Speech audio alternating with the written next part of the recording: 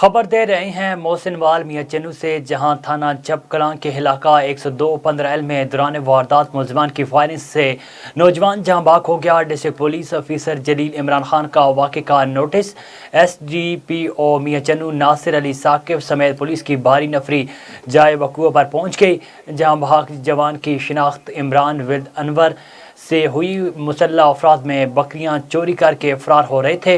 दौरान वारदात मुलजमान ने फायर करके इमरान को कत्ल कर दिया, जबकि एक मुलजिम अवाम के हत्थे चढ़ गया, जिसको शदीद जख्मी हालत में गिरफ्तार करके THQ अस्पताल मियां चन्नू मुंतकिल कर दिया गया। 2 मुलजमान फरार होने में कामयाब हो गए। गिरफ्तार मुलजिम जख्मों की ताब न लाते हुए दम तोड़ गया।